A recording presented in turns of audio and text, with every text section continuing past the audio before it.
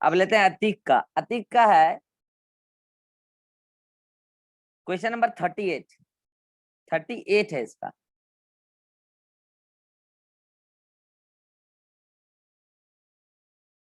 क्या बोला इस क्वेश्चन में, गौर फरमाओ। How many successive generations of mitosis must occur to produce 32 cells from a single cell? क्या ये फार्मूला बताया थे 2 की power n to x mitosis के लिए, याद आया? Yes sir. यहाँ x का वैल्यू क्या है ये बताओ। 32 2 की पावर n का क्या आएगा वैल्यू? 5। हाँ आंसर। ये निकालने नहीं आता है क्या तुमको? आता है सर, गलती से 6 आ गया था, तो सोचे थे 2 के पावर n का वैल्यू 6 आएगा, इसीलिए 2 गुना 2 गुना 2 गुना 2, हम तो ऐसे ही कर लेते हैं। 2 दूनी 4 दूनी 8 दूनी 16 दूनी 32, 2 की पावर 5।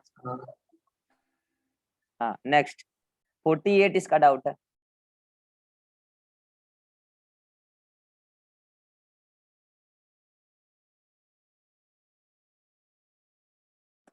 क्या है इसमें? बोला है हाउ मेनी पेयर्स, पहली बात तो पेयर पूछा है, of homologous chromosome will be found in metaphase in a diploid cell having total number of 20 chromosome. Pair पूछा है। Cell sir. हाँ डिप्लॉयड सेल है 2n/2 बताया है। डिप्लॉयड सेल क्या बोला? हैप्लॉइड सेल लिखा हुआ है सॉरी हैप्लॉइड।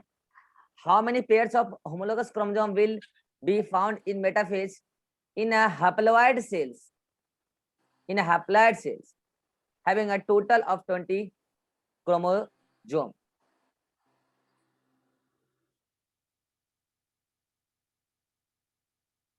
ये पता है किसके बारे में बात कर रहा है? ऐसा हैप्लोइड सेल जिसके पास 20 क्रोमोसोम है और मेटाफेज। बताओ हैप्लोइड सेल मेटाफेज कौन से वाली मेटाफेज में जा सकता है? अतीक क्या बोले सर? हैप्लोइड सेल कौन से वाले मेटाफेज में जा सकता है? किस टाइप के मेटाफेज में? मेटाफेज 2 ऑफ मियोसिस 2, ठीक है। और वहां पे बोला है एक सेल होगा और एक सेल में 20 क्रोमोसोम है, वो 20 के 20 क्रोमोसोम तो एक ही इक्वेटर पे अरेंज होंगे, ठीक है, 20 का 20। लेकिन तुमसे पूछा क्या है कि how many pairs of homologous chromosome will be found in metaphase in a haploid cell having a total of 20 chromosome. अगर ये मेटाफेज 2 में जाएगा तो होमोलोगस क्रोमोसोम बचा कहाँ? यहाँ तो क्रोमेटिड सेपरेट होगा तब जाके वो क्रोमोसोम बनेगा, तो होमोलोगस क्रोमोसोम तो यहाँ बचा नहीं ना यार, तो आंसर 0 होना चाहिए। क्या आंसर? 0 ही है। हाँ 0 आंसर 0 होना चाहिए, क्योंकि ये होमोलोगस क्रोमोसोम पूछ दिया ना यार, तो होमोलोगस तो दिख नहीं रहा क्योंकि मेटाफेज 2 का बात है। तो क्लियर है? आंसर जब 0 है तो दिक्कत क्या है? नहीं, यही समझ नहीं पाए थे होमोलोगस अरे यार क्रोमोसोम ये मेटाफेज 2 पकड़ना में था, नहीं। ये पकड़ना था। और दूसरा बात ये पकड़ना था कि जोड़ा, ठीक है, तो यस 0 हो सर, जाएगा। 62 वो हो चुका है सर हो चुका, डिस्कशन। 87 भी हो चुका है। 87 भी हो चुका है। यस। ठीक है, तुमको रुकना है तो रुक सकते हो, जाना है तो जा सकते हो। नेक्स्ट शिवानंद का लेते हैं 55। 55 ये रहा। क्या दिक्कत है जी शिवानंद इसमें तुमको? ड्यूरिंग है ना? अच्छा ये क्या है? ये 1 है ना? 1 ही है, क्या है? ये सर वो 1 है। 1 है सर। 1 है, ये बीच में कंप्यूटर से ये हो गया, ये 1 है। क्योंकि अगर 2 होता है ना, देखो स्टार्टिंग से एक ही लाइन निकला है, 2 होता तो 2 लाइन निकलना चाहिए था स्टार्टिंग से ही। देख रहे हो यहाँ पे एक ही लाइन निकला है, ये मेटा एनाफेज 1 है, ठीक है। क्या इसी में कंफ्यूजन था शिवानंद कि 1 है? यस सर, है यस सर। ये 1 है। अब हम क्या करें इसमें बताओ, हम तो टाइप करते नहीं है ना, हम क्या कर सकते हैं? 1 है, अब लगा लो answer. Disjunction of homologous chromosome, यही तो सही आंसर है। Each chromosome possesses 1 chromatid. नहीं नहीं नहीं नहीं, एनाफेज के दौरान 2 क्रोमेटिड होता है हर क्रोमोसोम में। Separated chromosome move toward the equator, नहीं move toward the pole. More than 1 option no. समझ गए शिवानंद? 1 ये 1 था, बस यही बताना था ना। उसके बाद 58। ये डिस्कशन हो गया ना। Yes, sir. 82 का मोर करेक्ट आंसर बता दिए क्या होगा 58 का। 82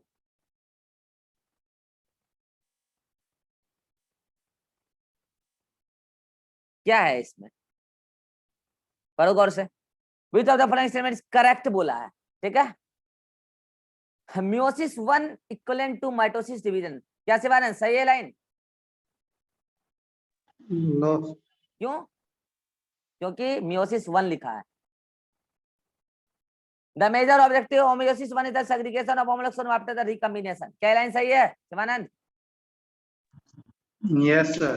सही है, सेग्रीगेशन होगा आफ्टर रिकॉम्बिनेशन, यानी कि पेकाइटिन में रिकॉम्बिनेशन हो जाता है ना, उसके बाद मेटाफेज पे अरेंज होंगे, उसके बाद क्या हो जाएंगे एनाफेज 1 में सेग्रीगेशन। ये लाइन तो बिल्कुल सही लग रहा है, होल्ड करते हैं, अगला ऑप्शन पढ़ते हैं। The major objective of meiosis 2 is the segregation, नहीं मियोसिस 2 में सेग्रीगेशन होता है क्या होमोलॉगस क्रोमोसोम का? तो मियोसिस 1 में ही हो जाता है ना, तो लाइन गलत है, रुकना एक मिनट।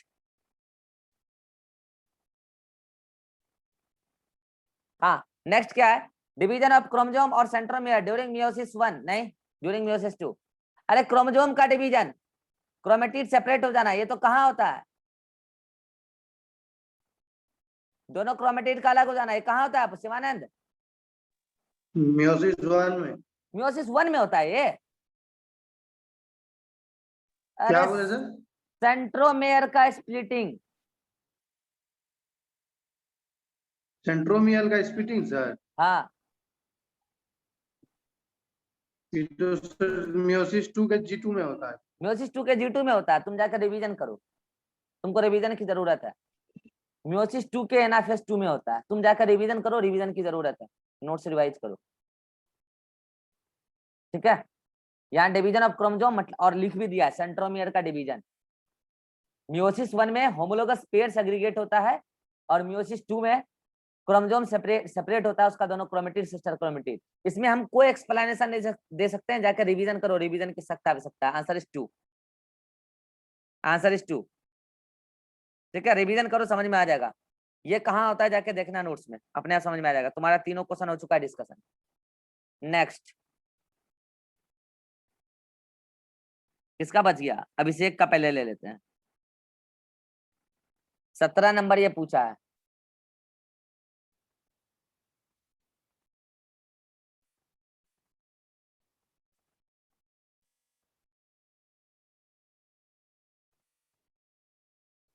इसमें तुमको क्या दिक्कत हो गया जी? करेक्टली पूछा है सीक्वेंस, तो क्या होता है करेक्ट? सर 1 और 2 में डाउट है सर। पहले लिख तो लो साइड में होता क्या है।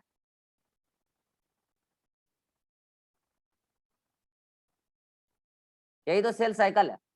देखो पहला में क्या लिखा है, ये एस के बाद G2 लिखा है, ठीक है। ये स्टार्ट कहाँ से वही लिखा है नहीं है, एस के बाद G2 लिखा है, G2 के बाद कैरियोकाइनेसिस, उसका बाद साइटोकाइनेसिस, और फिर से G1।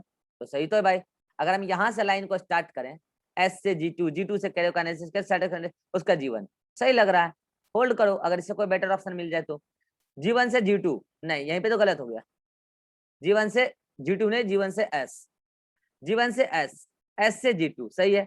G2 से साइटोकाइनेसिस नहीं, पहले कैरियोकाइनेसिस तब साइटोकाइनेसिस, साइटोकाइनेसिस से कैरियोकाइनेसिस रॉन्ग।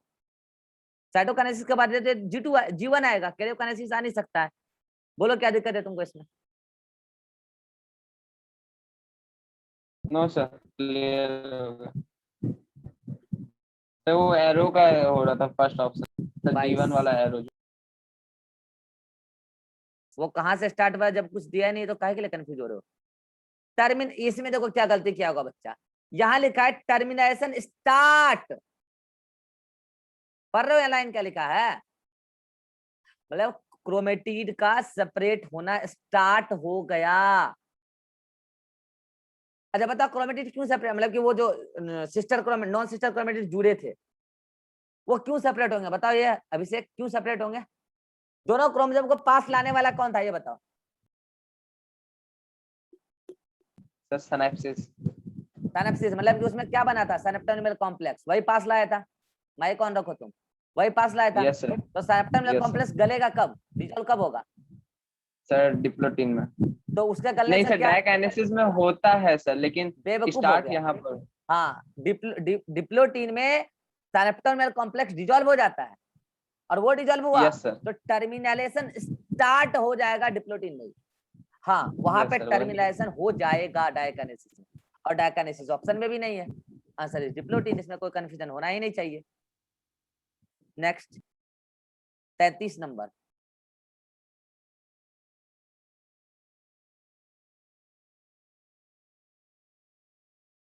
क्या पूछ रहे हो तुम यार? ये माइटोसिस नहीं बताया है, कहाँ होता है? प्रोकैरियोटिक सेल में। रूट मेरिस्टम में तो माइटोसिस होता है, यूकैरियोटिक सेल में या तो माइटोसिस या तो मियोसिस। एंडोस्पर्म नहीं बताया, जहाँ पर ऐसा माइटोसिस होता है जो कि साइटोकाइनेसिस नहीं होता है, लास्ट में एक साथ होता है, माइटोसिस ही होता है। प्रोकैरियोटिक सेल में ए माइटोसिस होता है, ये बात नहीं बोले हैं जी।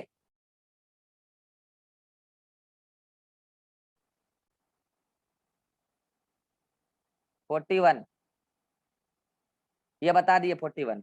डिस्कस हो गया है। हाँ, उसका आंसर बता देंगे। 42, क्या दिक्कत है 42 में? Cytokinesis in animal cell occur centrifugal. Animal cell में सेंट्रीफ्यूगल है सेंट्रीपिटल? बहुत जल्दी। Sir centrifugal. फ्यूगल। नहीं सर, पिटल। अब दो ही आंसर है, तुक्का प्लांट में तुम्हारी दोगे क्या? कैसे सेंट्रीपिटल? क्यों? क्योंकि सर प्लांट में सर सेंटर से निकलते हुए सर एनिमल में बताओ ना, बनता है। सेंट्रीपिटल और क्यों? एनिमल में सेंट्रीपिटल क्यों, हमको ये बताओ। सर फ्लो की वजह से, सर फ्लो की वजह से। हाँ, तो ये आंसर गलत है। In plant cells occurs by furrow, गलत बात है। प्लांट सेल में तो सेल प्लेट मेथड है। it is not part of telophase, it is not a part of telophase। इसको होल्ड करो, टेलोफेज साथ साथ होता है, इसलिए इसको होल्ड करो। is universally followed by cytokinesis। एक बार पता है यूनिवर्सल का मतलब क्या होता है, समझ में आता है? मतलब उसका कोई एक्सेप्शन ना हो। क्या इस लाइन का एक्सेप्शन है? जल्दी बोलो। यहां लिखना था usually followed by karyokinesis. Universally मतलब ऐसा कहीं हो ही ना कि साइटोकाइनेसिस के मतलब कैरियोकाइनेसिस के बाद साइटोकाइनेसिस ना हो, ऐसा कहीं हो ही ना। लेकिन ऐसा होता है ना, कहाँ? लिक्विड एंडोस्पर्म ऑफ कोकोनट, याद आया? Yes sir. तो ये लाइन गलत हो गया यूनिवर्सली की वजह से, यहाँ यूजुअली लिखा जाना चाहिए था, इसलिए ये लाइन गलत हो गया। तो आप बचाइए लाइन, ये लाइन सही है। साइटोकाइनेसिस टेलोफेज का पार्ट नहीं है, हाँ उसी दौरान होता है, ये सही है। तो answer is C. Answer C नहीं है क्या? है सर। हाँ, नेक्स्ट 45।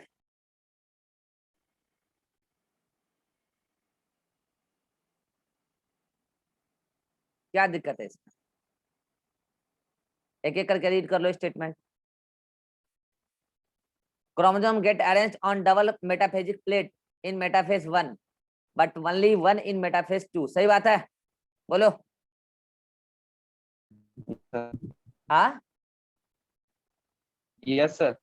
हाँ, क्योंकि डबल मेटाफेजिक प्लेट बनता है 1 में और 2 में। एक centromere is connected to 1 spindle pole in metaphase 1 but both in metaphase 2। क्या लाइन सही है? गलत है सर। गलत है। सर दोनों दोनों पोल पे जुड़ेगा ना सर। रिवीजन करो, रिवीजन करो।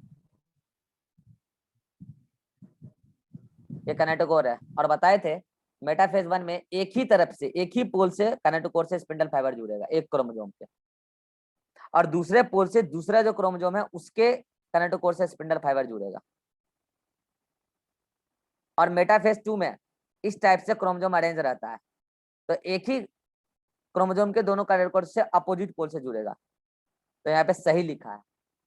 A centromere is connected to, centromere पे ना कनेक्टोकोर लगा होता है। A centromere is connected to 1 spindle pole in metaphase 1 but both, मतलब कि दोनों ही पोल से in metaphase 2।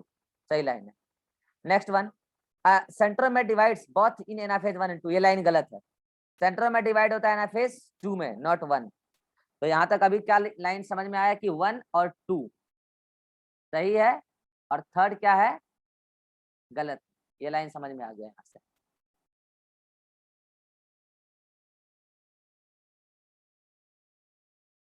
अब अगला लाइन क्या है?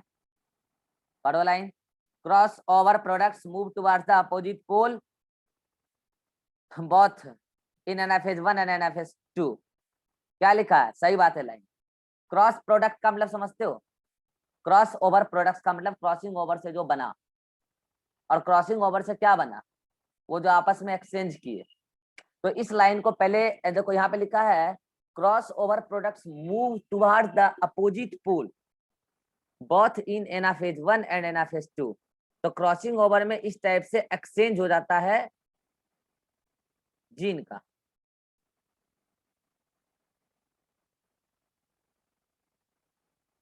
ठीक है, कुछ सेगमेंट यहाँ पे इसके आ गए और कुछ सेगमेंट यहाँ पे इसके आ गए।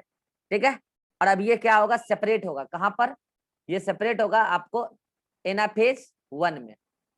और यही है आपका क्रॉस ओवर प्रोडक्ट्स, मतलब एक क्रोमोसोम जिसमें नॉन सिस्टर क्रोमेटिड आपस में क्या हुए हैं, एक्सचेंज हुए हैं। लेकिन जब ये सेपरेट हो जाएगा, उसके बाद जब ये एक पर्टिकुलर अरेंज होगा एनाफेज 2 में, तो वहां पे सेपरेशन इस दोनों का होगा। ध्यान दीजिएगा, ये क्रोमेटिड एक तरफ जाएगा और ये क्रोमेटिड एक तरफ जाएगा। क्या ये दोनों आपस में, इधर देखना, क्या ये दोनों आपस में क्रॉस ओवर प्रोडक्ट है क्या अभिषेक? Yes sir. है, इस दोनों का बीच में क्रॉसिंग ओवर हुआ था क्या? No sir. तो ये आपस में इस क्रॉस वाले ओवर में ना, प्रोडक्ट कैसे हैं? ये नहीं है, मतलब sir. एनाफेज 2 में क्रॉस ओवर प्रोडक्ट नहीं जाते अपोजिट पोल पे, एक ही क्रोमोसोम का दोनों सिस्टर क्रोमेटिड जाता है। लेकिन यहाँ पे ये दोनों क्रोमोसोम आपस में क्या है, क्रॉस ओवर प्रोडक्ट है, क्योंकि एक्सचेंज किए, इसलिए लाइन क्या है, गलत है। कितनों को समझ में आया लाइन गलत क्यों है?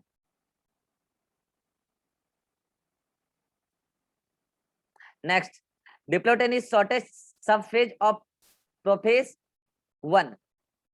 कह रहा है कि डिप्लोटेन जो है प्रोफेज 1 का शॉर्टेस्ट फेज है।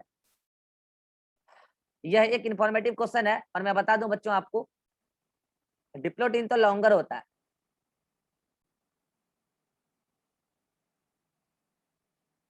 प्रोफेज 1 में मैंने बताया था 5 फेज, कौन कौन कौन कौन? पहले लेप्टोटीन, सब सो गए क्या? जैगोटीन, नो सर। पेकाटीन, डिप्लोटीन और डायाकाइनेसिस। डायकनेसिस। हाँ, इसमें सबसे ज्यादा फास्ट फेज कौन सा बताए थे, मतलब फास्टेस्ट, मतलब लॉन्गे, लेप्टोटीन। लेप्टोटीन। तो ये क्या हो गया, फास्टेस्ट है, तो ये क्या हो गया, चलिए बोलो, शॉर्टेस्ट। शॉर्टेस्ट। अगर सबसे तुरंत हो जाएगा तो शॉर्टेस्ट ये हो गया, इसलिए डिप्लोटीन यहाँ लिखा है, गलत है। ठीक है, तो कितने लाइन सही हो गए, ये गलत ही हो गया। 1 और 2 सही है, तो लाइन 2 अब ये मार दिया होगा, 2 में 2 मिल भी गया है, तो आंसर इज बी। नहीं, answer B, yes sir. Answer B नहीं है। नहीं सर है। नवीन कह रहा नहीं है। कौन सा क्वेश्चन नंबर है? क्वेश्चन नंबर क्या है ये? 45 था। 3 है। नहीं, यस सर, 3 है। आंसर ए है सर, आंसर ए है। यानी कि 3 स्टेटमेंट ये सही बता रहा है। सर ऑप्शन 4 गलत किए हैं क्या? समझ में आ गया ऑप्शन कहाँ गलत मिस्टेक? किया हाँ, है। समझ गए ऑप्शन 4 कहाँ से सही होगा, समझा रहे हैं। ऑप्शन 4 सही है, समझा रहे हैं वो सही क्यों है, कहाँ पे मिस्टेक हुआ, समझ में आ गया। एक डायग्राम ले लेते हैं जल्दी से।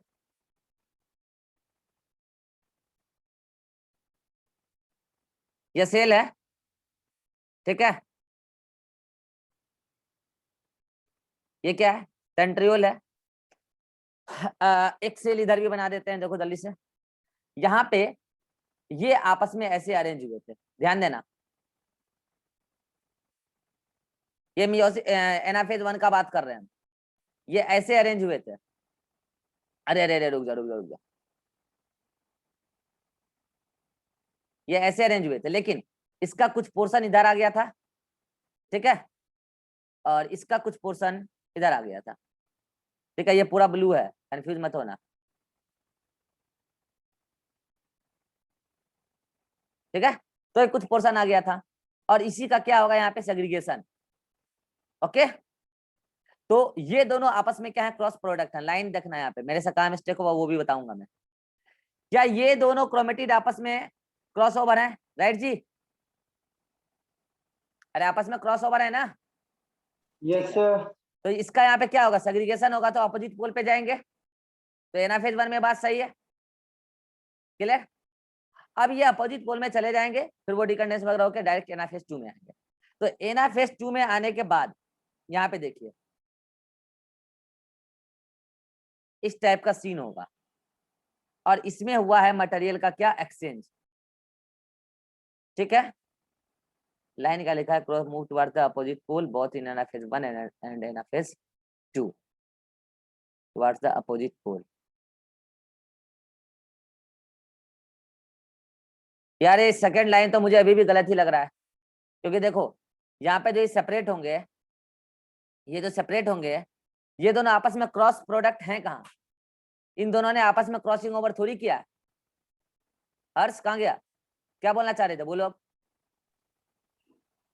सर ऐसे इसमें ये क्वेश्चन ऐसे बोल रहा है, उसका हाँ। प्रोडक्ट जो होगा हाँ, एनाफेज 1 से निकला, क्रॉसिंग ओवर किया हुआ क्रोमोसोम्स ना वो इधर को अपोजिट आया। पोल का मतलब समझ रहे हो? इसमें भी तो सर क्रॉस ओवर क्रोमोसोम है। अपोजिट पोल का मतलब समझ रहे हो? Yes, दो sir. दो लोग होने चाहिए, जो दोनों क्रॉस प्रोडक्ट होने चाहिए। Yes sir. तो कहाँ है दोनों आपस में, ये और ये आपस में क्रॉस प्रोडक्ट थोड़ी है, तो क्रॉसिंग सर ओवर किया। दिक्कत कहाँ है, मैं बोल रहा हूँ ना हाँ। सर, मैं बोलता हूँ पहले। हम्म। सर एनाफेज में वो क्रॉसिंग ओवर हुआ वो क्रोमोसोम था सर, वो अब एनाफेज 2 अब वो निकला मियोसिस 2 के लिए। हाँ। सर मियोसिस 2 में जो क्रोमोसोम आएंगे वो हाँ। भी तो क्रॉस ओवर क्रोमोसोम रहेंगे ना। क्या रहेंगे? ओवर क्रोमोसोम क्रॉस ओवर रहेंगे ना, क्योंकि पहले जो क्रॉसिंग ओवर में क्रोमोसोम बना था वही आएगा ना, तो तो प्रोडक्ट तो क्रॉसिंग वही ओवर हुआ, में, उसी का हुआ तो प्रोडक्ट। क्रॉसिंग ओवर में जिस सेगमेंट के बीच में एक्सचेंज हुआ था वही वाला एक सेगमेंट जब क्रोमेटिड बनेगा तो वही वाला सेगमेंट ना केवल क्रॉस ओवर का प्रोडक्ट है। डीएनए रेप्लिकेशन यहाँ थोड़ी ना हुआ है। सर तो उसके यानी कि दोनों साइड रहेंगे ना। Yes sir. दोनों तो साइड कहाँ से रहेंगे? वो एक तो एक ये हो गया है जिसमें कि क्रॉसिंग ओवर नहीं हुआ था, और ये जिसमें क्रॉसिंग ओवर हुआ था, और इसका जोड़ा जो था वो दूसरे सेल में है। अब वो दूसरे सेल में है, और जो दूसरे सेल में है वो अपोजिट पोल पे ही जाएगा, ये गारंटी है क्या? नो सर, सर इसी में वो जो क्रोमोसोम बने हैं वो ये और क्रॉस ओवर ये क्रोमोसोम है ना। ये क्रोमेटिड, एक क्रोमोसोम के दो क्रोमेटिड। Yes sir. हाँ, ये दोनों आपस इसमें में से क्रॉस एक प्रोडक्ट कहाँ क्रोमेटिड है? जो होगा सर, एक क्रोमेटिन जो है वो क्रॉस ओवर से आया है ना। हाँ, एक आया है ना और क्रॉस ओवर से, तो जो लो मैं उसको इस पोल पे जाता हुआ यस दिखा सर, देता हूँ। अब बोलो। यस सर, तो वो आप अपोजिट पोल जा रहा है ना, अपोजिट इसके पोल कारण का सही है मतलब भाई, क्या आंसर होता है, सही है। समझ रहे हो? Cross over products move toward the opposite pole, मतलब दो ऐसे प्रोडक्ट होने चाहिए जो क्रॉस ओवर प्रोडक्ट होने चाहिए, और वो दोनों अपोजिट पोल पे जा रहा है। मुझे तो इस लाइन में आपत्ति है। अब भाई आंसर वाले कुछ भी एक्सप्लेन कर दें, मुझे ये बताओ ना, cross over products move toward the opposite pole, पहले मुझे ये बताओ, क्या ये दोनों, मैं ए और बी लिखता हूँ, क्या ए और बी आपस में क्रॉस ओवर प्रोडक्ट है? पहले हाँ या ना बताओ मुझे।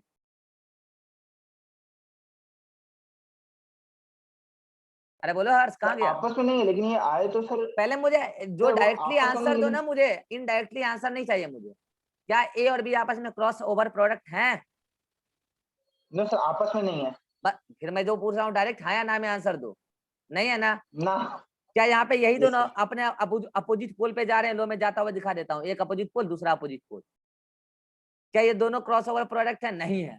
ऐसा ना फेज 2 में होता है सेपरेशन। यहाँ पर cross over product opposite pole पे नहीं जा रहे हैं, इसलिए लाइन गलत है। अब तुम जो कह रहे हो ऐसा एक सेल और होगा जो यहाँ पे होगा, ऐसा एक सेल और होगा, और वहां पे भी सीन ऐसा ही रहा होगा। वहां पे सीन कैसा रहा होगा? ऐसा, ये क्रोमोसोम रहा होगा ऐसा, इस टाइप से, और इसमें आया होगा एक सेगमेंट थोड़ा सा कट के, जब सेग्रीगेशन हुआ था, मतलब कि वो हुआ था क्रॉसिंग ओवर, और अब यहाँ पे ले जाते हैं उसको अपोजिट पोल पे, ये गया इधर गया। ठीक है, अब मैं बोल रहा हूँ यहाँ पे ये एक्स है और यहाँ पे ये वाई है। ठीक है, क्या एक्स और वाई आपस में क्रॉस ओवर प्रोडक्ट है हर्ष? यस और नो?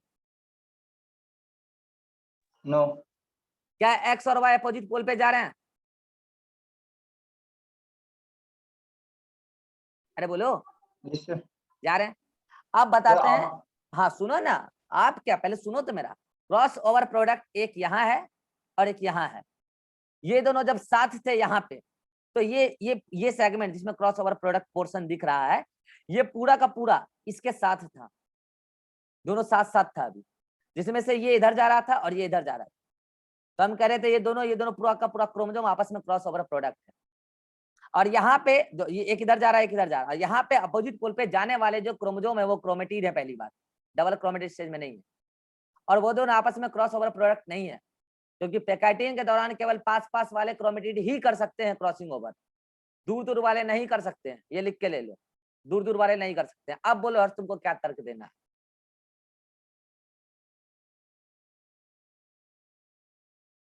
कहाँ गया? Yes, sir. हाँ बोलो, क्या तर्क देना है? Yes. क्या हुआ? सर हाँ बोलो। सर एक डाउट है हाँ क्या? सर, दो होमोलॉजिकल पेयर जब आपस में सर क्रॉसिंग ओवर कर रहे हैं, हाँ तो सर एक क्रोमेटिड इसका बचता है सर, हाँ, तो सर अगला क्रोमोसोम उससे क्रॉसिंग ओवर नहीं कर सकता? अगला क्रोमोसोम मतलब नहीं समझे, फिर से बोलना।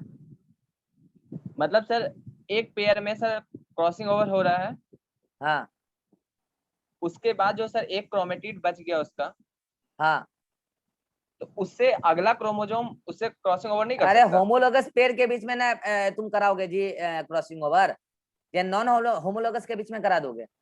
तुम क्या बोल रहे हो मैं समझ गया, ये पता है क्या बोल रहा है, जैसे इन दोनों के बीच में क्रॉसिंग ओवर हुआ है ना, अगर मान लिया जाए ऐसा इस टाइप का कोई क्रोमोसोम था, इस टाइप का, ठीक है, इस टाइप का मान लो कोई जोड़ा था, ये दोनों आपस में जोड़ा थे, ये बोल रहा है कि सर यहाँ पे ये वाला सेगमेंट जिसमें ब्लू आया है ये इसके साथ कर लिया, क्या ये लाल वाला इस ब्राउन वाले के साथ नहीं कर लेगा? यही बोलना चाह रहे हो ना?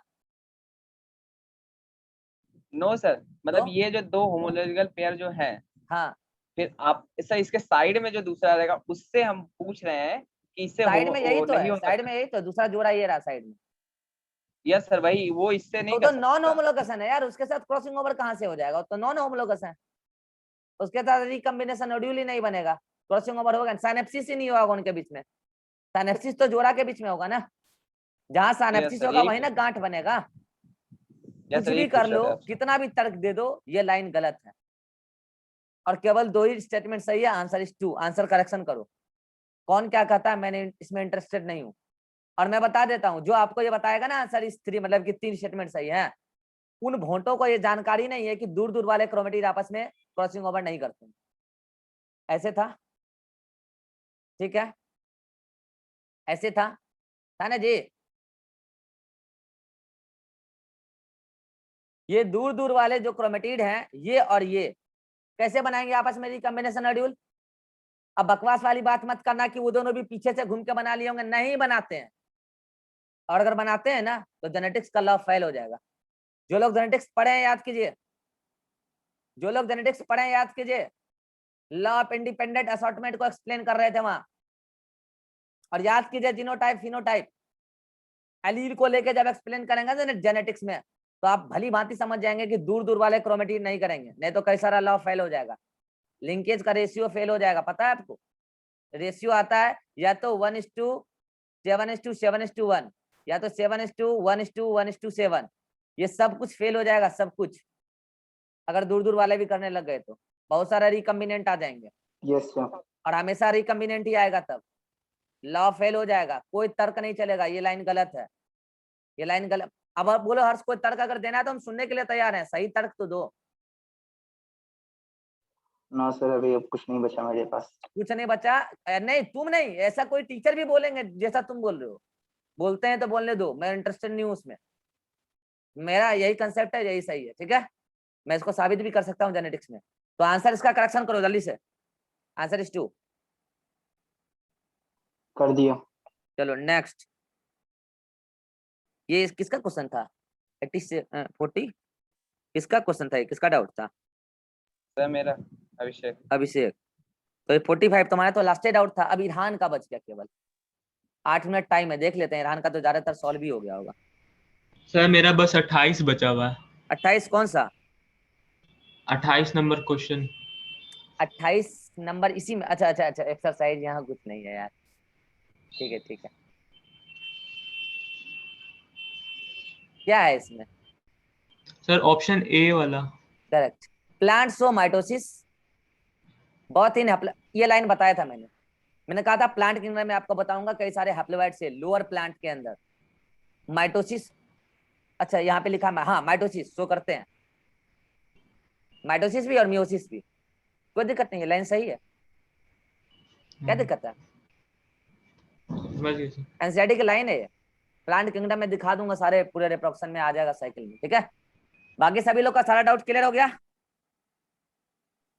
27 ठीक है, 27 नंबर क्या है? 27 नंबर में किसका डाउट है? 27? अच्छा तुम्हारा डाउट हम डिस्कस ही नहीं किए हैं क्या? नवीन नवीन, अच्छा हाँ, तुम्हारा केवल 27 नंबर बचा होगा, ठीक है। Which of the following occur more than once in meiotic cell division in animal meiocyte? DNA replication एक से अधिक बार होगा क्या? बोलो जल्दी, अरे बोलो, अरे बोलो ना,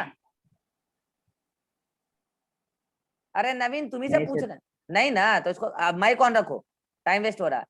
डीएनए रेप्लिकेशन एक ही बार होता है, एस फेस एक ही बार होता है। बाइवेलेंट फॉर्मेशन का मतलब साइनेप्सिस, साइनेप्सिस कहाँ होता है? जल्दी बोलो, प्रोफेस 1 या प्रोफेस 2? एक ही बार 1, क्या एक ही बार 1 में होता है। एक ही बार होता है? जब ये बात भी गलत हो गया। क्रॉसिंग ओवर एक बार या 2 बार? जल्दी बोलो। जी सर, एक बार होता है। केवल प्रोफेस 1 में।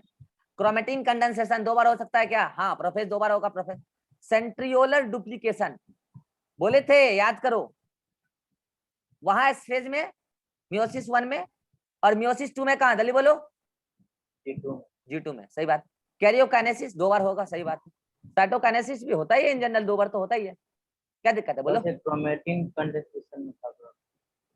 क्रोमेट, अरे यार तो बोल तो रहे हैं, अगर डीकंडेंसेशन होगा तो कंडेंसेशन फिर नहीं होगा। अगर डीकंडेंसेशन डी फेज में हो जाए अच्छे से तो प्रोफेस 2 में कंडेंसेशन नहीं होगा 2 बार, एक बार यहाँ एक बार प्रोफेस 1 प्रोफेस 2 में, तो आंसर इज 4। और किसी का कोई डाउट बच गया? नहीं सर। चलिए बाकी लोग अपना एनालिसिस कीजिएगा, जो भी गलत हुआ है। हर्ष, मुझे सारा करेक्शन जो भी हुआ है और जो बोनस हुआ है वो सारा अभी के अभी लिख के भेज दो, ताकि मैं फाइनल रिजल्ट निकाल के भेज दूं, और ये रिजल्ट आपके पेरेंट्स को जाएगा। और मैंने कहा था जो 90% क्रॉस करेगा 1 2 3 रैंक को मैं प्राइज दूंगा। कोई भी बच्चा 90% क्रॉस नहीं किया है। अब चूंकि आंसर करेक्शन हो रहा है और वो हो रहा है, तो वो 315 वाले और 314 वाले का हो सकता है 90% क्रॉस कर जाए, क्योंकि 90% 324 होता है।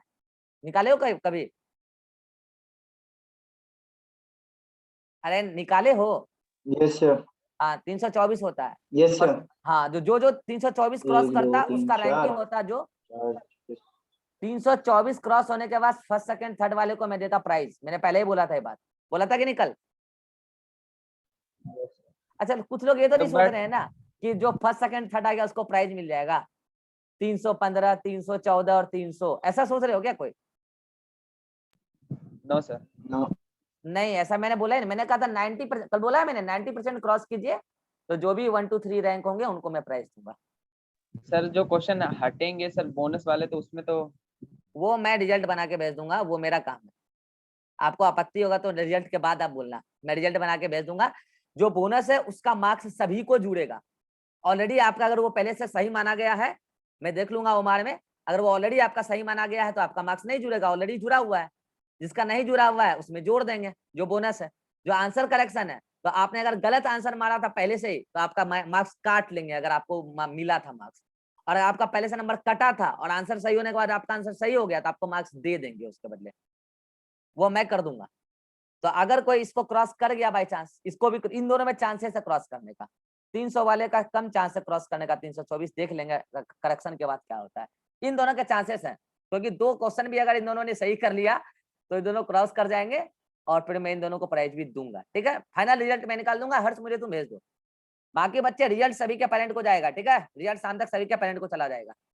बाकी बच्चे हाँ सर, नहीं मेरा भी नहीं पहुंचा 317। ठीक है, वो देख लेंगे हम। बाकी बच्चे जो भी रिजल्ट कम आया है हतोत्साहित नहीं होना है। सबसे कम मार्क्स आया है इसका शिवानंद का 200 कितना नंबर आया, 5 नंबर है। आई थिंक ये लड़का सबसे अधिक नंबर है, इसको टॉप पे होना चाहिए रैंक वाइज। ये लड़का अभी 10th क्लास में है, पहली बार बायोलॉजी पढ़ रहा है। स्टार्टिंग में तो बहुत हतोत्साहित हो गया था लड़का, लग रहा था नहीं पढ़ पाएगा बायो। अभी ये 10th में भी नहीं गया है, अभी ये 9th का एग्जाम पास किया ढंग से, और अगर ये 205 नंबर ला रहा है तो आई थिंक इसके लिए बहुत अच्छा मार्क्स है। धीरे धीरे मेहनत करेगा, इंक्रीज हो जाएगा। इससे पहले बायो पढ़ा ही नहीं आज तक, और अगर पहली बार में इतना नंबर ला रहा है तो आई थिंक सही है। और जो लड़के 11th और 12th में आके भी अगर 210 नंबर ला रहे हैं, 205 नंबर ला रहे हैं, तो उनको सोचने की आवश्यकता है, उनके लिए नंबर खराब है। इसलिए शिवानंद तुम्हें हतोत्साहित नहीं होना है, तुम्हारे लिए मार्क्स अच्छा है, ये तुम्हारे लिए पॉजिटिविटी का सिंबल है कि तुम 9th क्लास में भी नीट का बायो पढ़ के इतना नंबर ले आ रहे हो। धीरे धीरे इंक्रीमेंट होगा, तो इंक्रीमेंट होते होते धीरे धीरे 360 को टच कर लोगे। ठीक है, जिसका भी हो सकता है कुछ सारे बच्चे का मार्क्स इसकी वजह से कम आया हो, टेक्निकल इशू की वजह से, तो आप गार्जियन को एक्सक्यूज दे देना कि पहली बार था इसलिए टेक्निकल इशू हो गया, ये वो अगली बार से नहीं होगा, लेकिन रिजल्ट जाएगा गार्जियन को। ठीक है, और अगली बार से आपका टेक्निकल इशू आपका मिस्टेक माना जाएगा, वो आपको माफ नहीं किया जाएगा। अगली बार अगला टेस्ट होगा, मैं फिर बता दे रहा हूँ, वो सेल वाला जो पूरा चैप्टर 1 वाला जो सेल में स्ट्रक्चर वाला वो पूरा आएगा, स्टार्टिंग से लेके मतलब सेल हिस्ट्री से लेके जितना सेल ऑर्गन पढ़ाऊंगा अंत तक वो आएगा, और वो मोस्ट प्रोबेबली 30 जून को टेस्ट होगा। तो आप उसका तैयारी स्टार्ट कर दीजिए, फिर हम मिलेंगे नेक्स्ट क्लास में, हम पढ़ेंगे क्या, राइबोसोम। नेक्स्ट क्लास में मिलते हैं। ठीक है, एनालिसिस कर लीजिएगा अच्छे से, आपको हम फाइनल रिजल्ट भेज देंगे ग्रुप में, और पेरेंट्स को भी भेजेंगे। ठीक है, ठीक है, बाय बाय।